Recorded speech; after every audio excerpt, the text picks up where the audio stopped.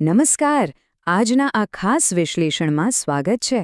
આજે આપણે પ્રકૃતિની એક એવી સફર પર જવાના છીએ જે ખરેખર અદ્ભુત છે.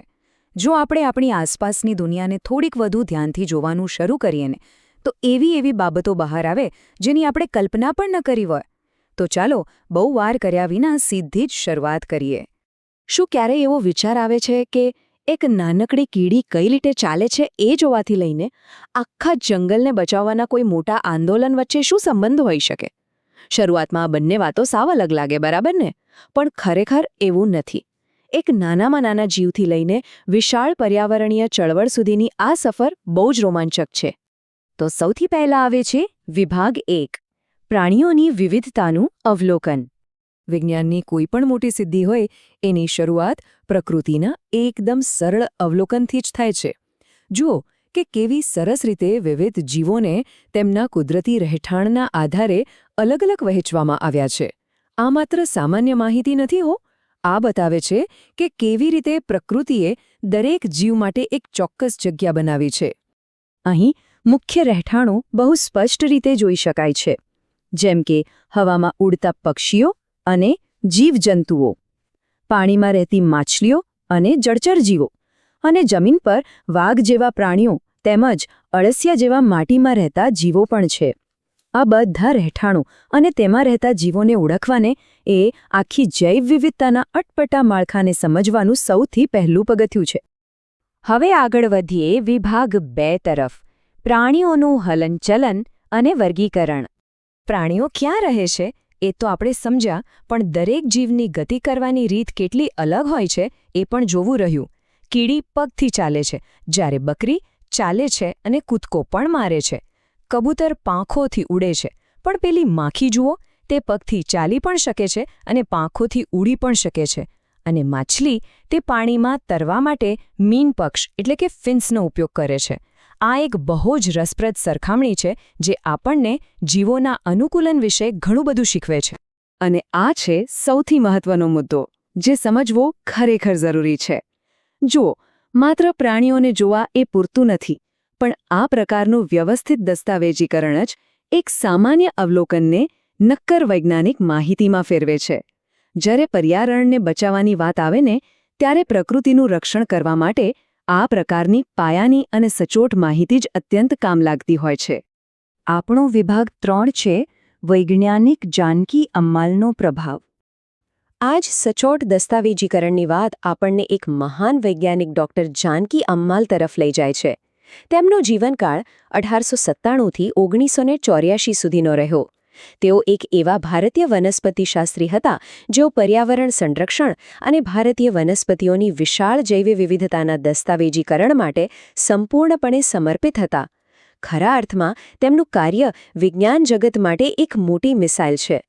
તેમનો આ બેવડો વારસો બહુ જ કમાલનો છે. એક તરફ જુઓ તો તેમણે બોટાનિકલ સર્વે ઓફ ઇન્ડિયાના ડિરેક્ટર જનરલ તરીકે વનસ્પતિ જૈવ વિવિધતા નોંધવાના એક વિશાળ કાર્યક્રમનું નેતૃત્વ કર્યું, અને બીજી તરફ સેવ સાયલેન્ટ વેલી એટલે કે શાંત ખીણ બચાવો આંદોલન જેવા ગ્રાઉન્ડ લેવલના સંરક્ષણ કાર્યમાં અત્યંત સક્રિય ભૂમિકા ભજવી. સચોટ વૈજ્ઞાનિક માહિતી પર્યાવરણની રક્ષા માટે કેવી રીતે ઢાલ બની શકે છે તેનું આનાથી ઉત્તમ ઉદાહરણ બીજું કોઈ ન હોઈ શકે. હવે પહોંચીએ આ ઐતિહાસિક કથાના સૌથી મહત્વના પડાવ પર, વિભાગ 4, સાયલેન્ટ વેલી બચાવો. આખી વાતનો સૌથી રોમાંચક ભાગ શરૂ થાય છે કેરળ રાજ્યના પાલક્કડ જિલ્લાથી. આ વિસ્તાર એકદમ શુદ્ધ અને સદાબહાર જંગલોથી ઘેરાયેલો છે, જેની જૈવ વિવિધતા બસ અકલ્પનીય છે. આ જંગલનું મૂલ્ય એટલું બધું છે કે દુનિયાની કોઈ જ વસ્તુ તેની જગ્યા લઈ શકે તેમ નથી. તે ખરેખર પ્રકૃતિનો એક અણમોલ ખજાનો છે. 10 વર્ષ, હા, જરા વિચારો. પર્યાવરણ પ્રેમીઓ અને સામાન્ય લોકોએ આ મૂલ્યવાન જંગલને નષ્ટ થતું અટકાવવા માટે સતત 10 વર્ષ સુધી સખત સંઘર્ષ કર્યો હતો. આ આંકડો જ બતાવે છે કે લોકોમાં પ્રકૃતિ પ્રત્યે કેટલી નિષ્ઠા અને જબરજસ્ત ધીરજ હતી. તો આ આંદોલન આટલું સફળ કેવી રીતે થયું? ચાલો તેના પગથિયાં સમજીએ. સૌથી પહેલાં લોકોમાં પ્રકૃતિ વિશે બહુ મોટા પાયે જાગૃતિ લાવવામાં આવી. ત્યારબાદ સેમિનારો યોજાયા અને અખબારોના સંપાદકોને પત્રો લખાયા, જેથી આ વાત સરકાર સુધી પહોંચે. અને છેલ્લે સુપ્રીમ કોર્ટ સમક્ષ નિર્ણાયક અપીલો કરવામાં આવી. આ કોઈ રાતોરાત થયેલો ચમત્કાર નહોતો, પણ એકદમ વ્યવસ્થિત અને તબક્કાવાર રીતે થયેલો પ્રયાસ હતો. આ વાત ખરેખર વિચારવા જેવી છે. આ આંદોલન કોઈ મોટી સંસ્થાઓ પૂરતું સીમિત નહોતું. આ તો સામાન્ય નાગરિકોની લડત હતી. સૌથી આશ્ચર્યની વાત એ છે કે જે લોકો આ જંગલની આસપાસ રહેતા પણ નહોતા, એમણે પણ આ જંગલ બચાવવા માટે લડત આપી. પ્રકૃતિ કેટલી મહત્વની છે, બસ આ જ એક સમાન સમજણે જ બધા લોકોને એક કરી દીધા હતા. અને પેલા 10 વર્ષ લાંબા સંઘર્ષનું પરિણામ આ એક વાક્યમાં છુપાયેલું છે. સફળતાની એક વાસ્તવિક કથા. આ આંદોલને સફળતાપૂર્વક સાયલેન્ટ વેલીને બચાવી લીધી. આ જીત એ વાતની સાબિતી છે કે જો લોકો ભેગા મળીને યોગ્ય વૈજ્ઞાનિક સમજણ સાથે પ્રયાસ કરે ને, તો જોખમમાં મુકાયેલી કોઈપણ ઇકોસિસ્ટમને ચોક્કસપણે બચાવી શકાય છે. તો આપણે જ્યાંથી શરૂઆત કરી હતી, બરાબર ત્યાં જ પાછા ફરીએ. નાનામાં નાના જીવજંતુઓનું દસ્તાવેજીકરણ વિશ્વની સૌથી વિશાળ ઇકોસિસ્ટમ્સને સાચવવામાં કેવી રીતે મદદ કરે છે? આ એક એવો પ્રશ્ન છે જે આપણને ઘણું બધું વિચારતા કરી દે છે. એક કીડીના ચાલવાના અવલોકનથી શરૂ થયેલી વાત ડૉક્ટર જાનકી અમ્માલના સંશોધન થકી એક આખા જંગલના રક્ષણ સુધી કેવી રીતે પહોંચે છે, તે યાત્રા ખરેખર અદ્ભુત છે. કહેવાનો અર્થ એ જ છે કે જો પ્રકૃતિની નાની વિગતોને ન સમજીએ તો તેની વિશાળતાને ક્યારે ન બચાવી શકીએ.